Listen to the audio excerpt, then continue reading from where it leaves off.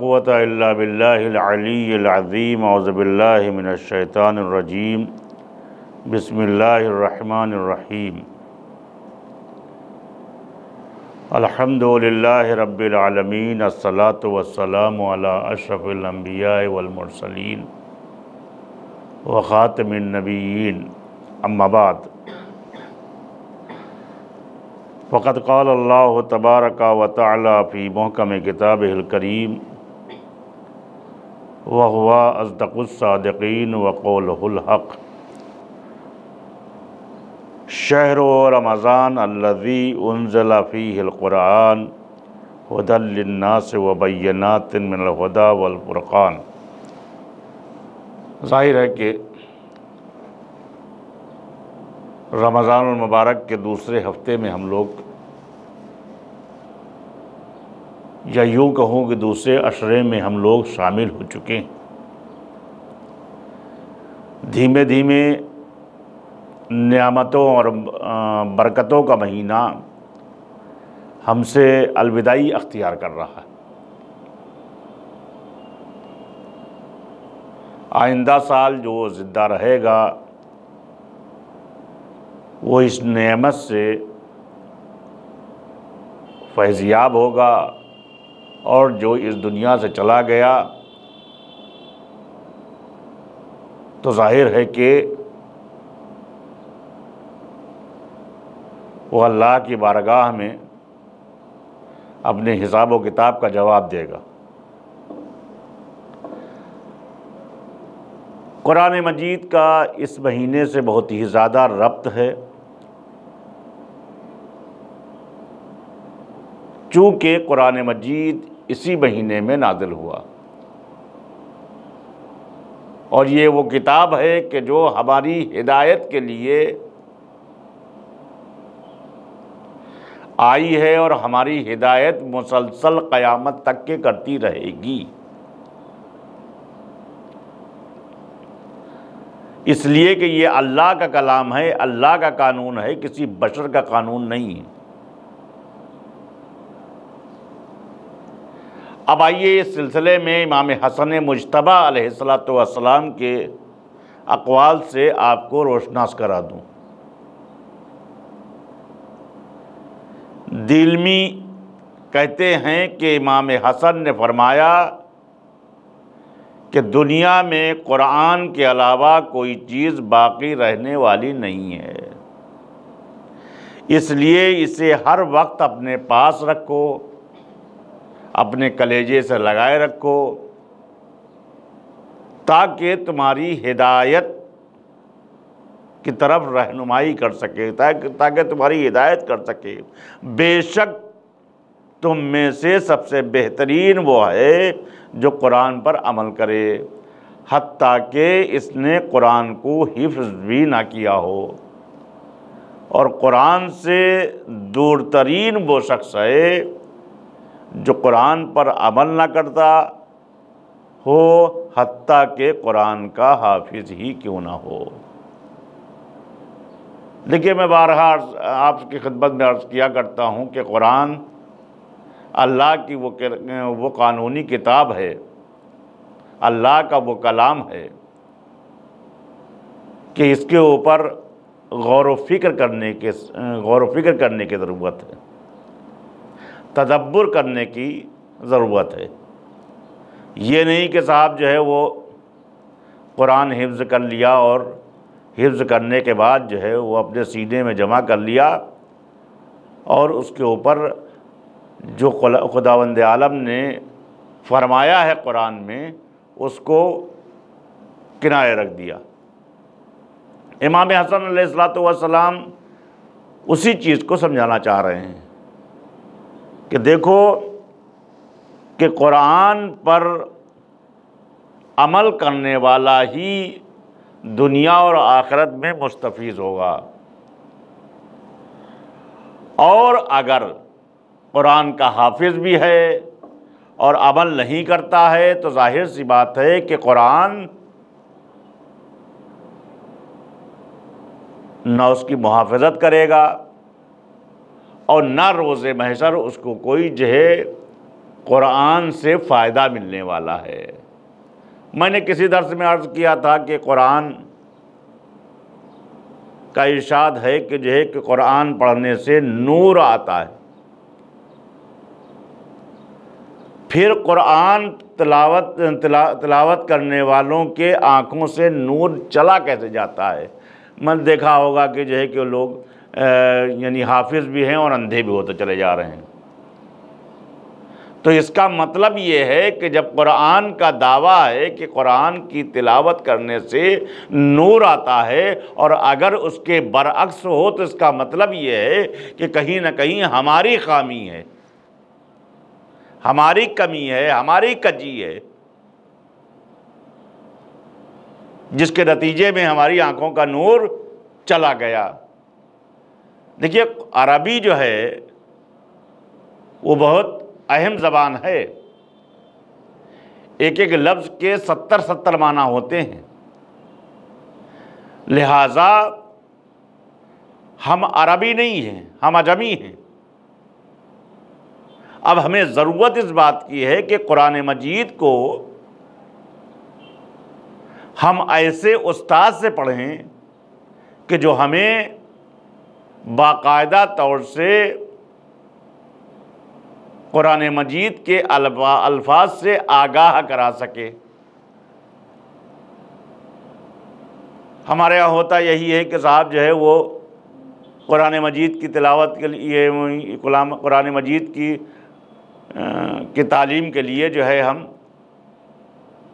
سب سے کم پیسوں والا جو ہے وہ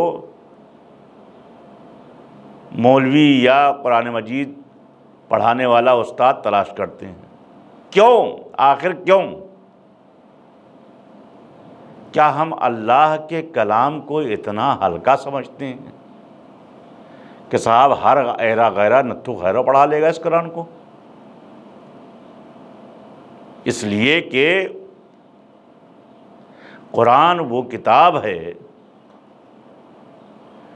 کہ جس کے بارے میں اہل بیت علیہم الصلاۃ والسلام ہی نے قاعدے سے اس کی تفسیر بیان کی ہے۔ اس کے علاوہ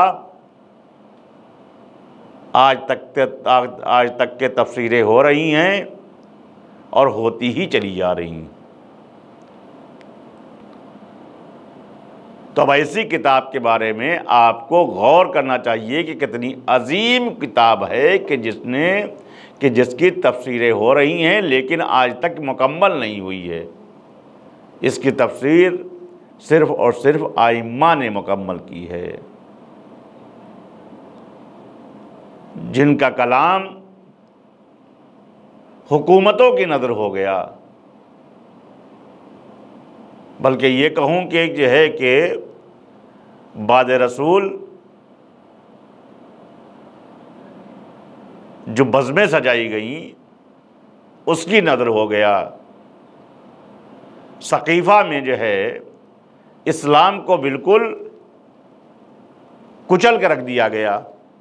جو کچھ رسول اکرم صلی اللہ علیہ وسلم نے اپنی زندگی میں تبلیغات کی تھی اس کے بالکل برخلاف جو ہے سقیفہ میں جو ہے وہ کام چل رہا تھا۔ لہٰذا اگر ہمیں سقیفہ والا بننا ہے تو قرآن کو چاہے جس طریقے سے چاہیں ہم جو ہے پڑھیں، اور اگر ہمیں ائمہ اطہار علیہ الصلوۃ والسلام کے جادے پر چلنا ہے، رسول اسلام کے جادے پر چلنا ہے، تو ظاہر سی بات ہے کہ ہمیں قرآن ان سے ہی لینا پڑے گا، تفسیر ان سے ہی لینا پڑے گی۔ اس زمن میں ہی امام فرماتے ہیں کہ جو کوئی بھی قرآن کے بارے میں اپنی رائے قائم کرتا ہے اسے صحیح سمجھتا ہے، حقیقت میں وہ گناہ کا مرتکب ہوتا ہے۔ ظاہر سی بات ہے کہ جو ہے کہ اپنی رائے قائم کرتا ہے یعنی رائے کو صحیح سمجھتا ہے، یعنی قرآن کے سلسلے میں اپنی رائے دے، اور وہ کہے کہ جو ہے کہ یعنی ائمہ کے علاوہ، میں ائمہ کی بات نہیں کر رہا ہوں، ائمہ کے علاوہ جو قرآن کے سلسلے میں رائے دے اپنی، تو ظاہر سی بات ہے کہ وہ گناہگار ہے اور روز محشر اس کا جواب دے گا، اس لیے کہ یہ قانون الہی ہے۔ امام فرماتے ہیں قیامت کے دن یہی قرآن تمہارے آگے پیچھے ہوگا،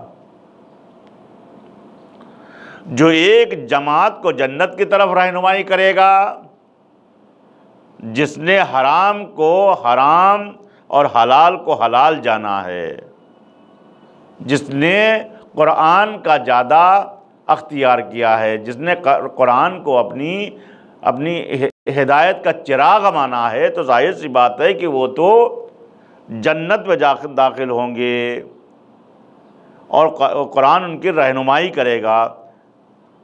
حلال کو حلال جانا اور قرآن کے مطابق ایمان لائے ہیں، نیز ایک جماعت دوزخ کی طرف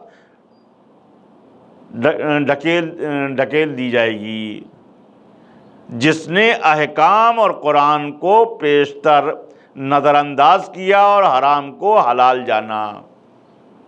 یہ امام حسن علیہ السلام کا فرمان ہے کہ ایک جو ہے وہ طبقہ جہنم میں ڈھکیل دیا جائے گا، جس نے حرام اور حلال کو مخلوط کیا ہے۔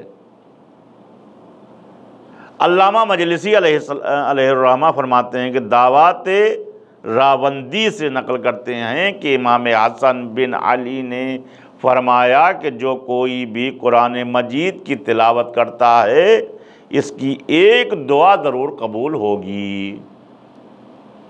قرآن کی جو تلاوت کرتا ہے اس کی ایک دعا ضرور قبول ہوگی، ہونا ہی ہونا ہے، یہ امام کی ضمانت ہے۔ یا اسے دنیا ہی اس کا اجر دیا جائے، یا اسے دنیا میں ہی اسے اجر دیا جائے گا، یا پھر آخرت میں، یعنی اس کا اجر بھی دنیا میں بھی خداوند عالم دے گا اور آخرت میں اسے بھی اسے جو ہے وہ اجر دے گا۔ ابو نعیم نے حجاج بن فرافسہ سے بیان کیا ہے کہ امام حسن بن علی نے فرمایا، میں ضامن ہوں اس کا جوان 20 میں ضامن ہوں اس کا جو ان 20 آیات کی ہر دن صبح و شام تلاوت کرے۔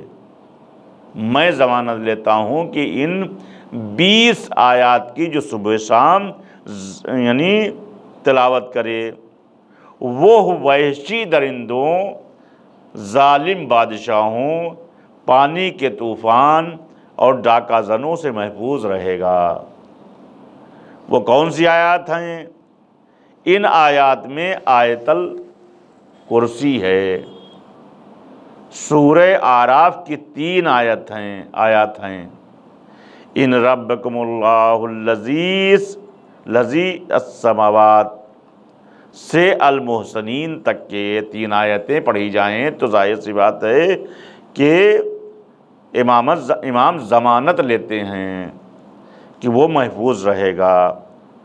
سورہ صافات کی پہلی 3 آیتیں امام ضمانت لیتے ہیں کہ سورہ صافات کی پہلی 3 آیتیں جو ہے وہ آپ کی ان وحشیوں سے، ان ظالموں سے محفوظ رکھے گا۔ سورہ حشر کی آخری آیت کیا ہے؟ هو اللہ الذی لا الہ هو عالم الغیب والشہادہ۔ 3 آیات، یا معشر الجن والانس ولا جان فبأی آلاء ربکما تکذبان۔ خطیب نے حجاج بن فراسہ سے بیان کیا ہے کہ انہوں نے امام حسن سے اسی روایت کو بیان کیا ہے جس کا ذکر اس سے پہلے بھی کیا جا چکا ہے۔ تو ظاہر سی بات ہے کہ ہم اگر امام کے چاہنے والے ہیں تو وہ امام حسن کے اس فرمان کے مطابق ہم اپنی زندگی کو گزاریں۔ قرآن کریم سے شفا حاصل کرنا۔ اب آئیے اس کے جو ہے شفا کیسے حاصل کی جا سکتی ہے قرآن کریم سے۔ طبرسی نے امام حسن علیہ السلام سے روایت کی ہے کہ امام نے فرمایا کہ ایک کاغذ پہ لکھو یا نارو کونی بردن و سلاما علی ابراہیم۔ کیا آپ یہ لکھیں اور اس کو بخار کے مریض پر بندھوا دو، مریض کے ہاتھوں پر باندھ دو، اور اگر بخار پھر بھی ختم نہ ہو تو ان آیات کو لکھ کر مریض کے بازو پر باندھ دو۔ کیا لکھوانا ہے؟ یا نار کونی بردن و سلاما علی ابراہیم۔ اس کو بخار کے مریض پر باندھ دو، اور اگر بخار پھر بھی ختم نہ ہو تو مسلسل اس کے بازو کے اوپر یہ لکھ کر باندھ دو۔ قل اللہ اذن لکم ام علی اللہ تفترون۔ اور لکھیں، ظاہر سی بات ہے کہ بطلت یہ بھی لکھیں، نیز ساتھ یہ الفاظ کہے خدا کے نام کے ساتھ فلاں شخص کے بخار کو باندھ دیا ہے اور اس کے بائیں بازو پر باندھ دیں۔ ایسا نہیں، دیکھیے ایسا ہے کہ قرآن پر ہمیں تفکر کرنے سے ہمیں اس سے علاج بھی حاصل ہوگا، اس سے شفایابی تبھی ہوگی کہ جو ہے ہم اس کے اوپر تدبر کریں۔ اب ہوتا یہی ہے کہ صاحب جو ہے وہ ہم مصیبتوں کے وقت جو ہے، مشکلات کے وقت جو ہے ہم قرآن کو یاد رکھتے ہیں۔ ان آیات کو طبرسی نے جو ہے وہ بیان کیا ہے۔ اب سورہ آل عمران سے لیجئے، علامہ طبرسی شعبی سے روایت بیان کرتے ہیں کہ میں نے حسن بن علی سے اتقوا اللہ لا حق تلاوتہ ولا تموتن الا وانتم مسلمون، عرض کیا کیا یہ آیت کسی خاص گروہ کے لیے نازل ہوئی ہے یا عمومیت رکھتی ہے؟ امام نے فرمایا کہ یہ آیت مبارکہ ایک خاص قوم کے لیے نازل کی گئی تھی، لیکن بعد میں باقی بھی اس میں شامل ہو گئے۔ اس کے بعد تھوڑا سا ٹھہر کر امام نے فرمایا کہ جس قدر تم ایمان رکھتے ہو اپنی استطاعت کے مطابق خدائے متعال سے ڈرو۔ یعنی ایسا نہیں ہے کہ صاحب جو ہے وہ معلوم ہے کہ جو ہے کہ آپ کو جب خداوند عالم سے ڈرنے کا مطلب یہ ہے کہ جب آپ کبھی بھی حرام کی طرف جا رہے ہیں، ناجائز کی طرف جا رہے ہیں، تو آپ کو یہ فکر ہونا چاہیے کہ ہمارے عمل کو کوئی نہیں دیکھ رہا ہے لیکن خدا دیکھ رہا ہے۔ تمام واقعات آپ حضرات سے، اور روز قیامت کوئی بہانہ چلنے والا نہیں ہے کہ صاحب کو جو ہے کہ آپ کوئی بہانہ کر دیں کہ صاحب جو ہے میں ایسا تھا اور میں یہ مجبور تھا اور یہ مجبور تھا۔ روز قیامت تب کوئی بہانہ انسان نہ کرے، اس لیے اللہ نے ساری پاور آف اتھارٹی انسان کو دے رکھی ہے، اور ذرا جگہ جگہ پر آگاہ کر دیا ہے کہ دیکھو اس دن تم سب کے سب اٹھائے جاؤ گے اور تمہارے نام اعمال تمہارے پاس ہوں گے، اس کے مطابق تم کو جو ہے وہ جنت یا جہنم کی سکونت اختیار کرنا ہے۔ قیامت کوئی معمولی چیز نہیں ہے کہ جس کو ہم سن رہے ہیں جناب آدم کے زمانے، جناب آدم سے اور جناب خاتم کے بعد بھی ابھی تک آئے گی۔ لیکن ہم کو ایمان رکھنا واجب اور لازم ہے۔ اگر ہم نے ایمان نہ رکھا تو ہم کفر کے جو ہے دائرے میں آ جائیں گے۔ قیامت بڑا بھیانک دن ہوگا، اور اس دن جو ہے جیسے بساتوں پر آگے سورہ والقاریہ میں ہے کہ القاریۃ ما القاریہ، اس کی اگر تفسیر میں جائیں گے تو بہت ہی سخت، بہت بھیانک تفسیر ہے اس کی، کہ قیامت کے دن جو ہے بالکل ہم اس طریقے سے بکھرے ہوئے ہوں گے کہ آپ دیکھتے ہیں کبھی کبھی جو ہے برسات کے زمانے میں آسمان میں جب کبھی تتلیاں جو ہے وہ آتی ہیں تو بکھری ہوئی ہوتی ہیں، پوری چھاپے ہوئے ہوتی ہیں، ادھر کی تتلیاں ادھر، ادھر کی تتلیاں ادھر، یعنی یہ کوئی سمجھ میں نہیں آتا ہے کہ جو ہے کہ مثال کے طور پر ایک دوسری تتلیاں کہاں ہیں۔ قیامت کے دن آدمی اس طریقے سے بکھرا ہوا ہوگا، اور قیامت کے دن انسان اپنے نفس کے چکر میں پڑا ہوگا۔ رسول اسلام نے قیامت کے دن کون نہیں ڈریں گے کہ جتنے رسول اسلام صلی اللہ علیہ وسلم کی اس حدیث پر، بلکہ اس وصیت پر عمل کیا کہ جس میں آپ نے فرمایا تھا کہ انی تارکم فیکم الثقلین کتاب اللہ و عترتی و اہل بیتی۔ قیامت کے دن وہ لوگ نہیں ڈریں گے کہ ہم دو بھاری چیزیں چھوڑے جاتے ہیں، ایک قرآن چھوڑے جاتے ہیں، اللہ کی جو اللہ کا قانون ہے، اللہ کی کتاب ہے، اور ایک اپنے اہل بیت چھوڑے جاتے ہیں۔ یہ اگر حدیث دیکھا جائے تو یہ بہت، اس میں سمندر پہ وسط ہے کہ تمہاری رہنمائی یہی دو کر سکتے ہیں۔ اب اگر کسی مزار پر جا کے جو ہے مثال کے طور پر تم جا کے رہنمائی کرواؤ گے تو ظاہر سی بات ہے کہ بغیر ان کے توسل سے آپ کو کوئی مزار فائدہ دینے والا نہیں ہے۔ آپ معمولی دن جو ہے وہ قیامت کے دن کو معمولی نہ سمجھیں۔ انسان کے دل دھڑ دھڑ دھڑ دھڑ بولیں گے، انسان اپنی نفسی میں پڑا ہوگا، باپ بیٹے کو نہیں پہچان رہا ہوگا، بیٹا باپ کو نہیں پہچان رہا ہوگا۔ تو ظاہر سی بات ہے کہ جو ہے کہ ہم کو اس وقت سہارے کی ضرورت ہوگی۔ تو ہم زندگی میں سہارا اختیار کر لیں قرآن اور اہل بیت کا، تو ظاہر سی بات ہے کہ جو ہے کہ یہی اہل بیت اور یہی قرآن ہمارا سہارا دے سکتا ہے۔ اور اگر ہم قرآن جو ہے زندگی میں خالی رٹنے بھر کے رہ گئے، اہل بیت سے ہم نے بغض معاذ اللہ اختیار کر لیا، تو ظاہر سی بات ہے کہ ہمارے پاس ہم بالکل خالی ہیں، کف دست ملنے کے علاوہ ہمارے پاس کچھ نہیں ہے۔ لہٰذا ماہ رمضان ہو یا عام ایام ہو، ماہ رمضان میں بالخصوص اس میں تو ایک آیت پڑھنے کا ثواب، ایک قرآن، ایک سورہ کا اور جو ہے ایک قرآن پڑھنے کا ثواب ہے۔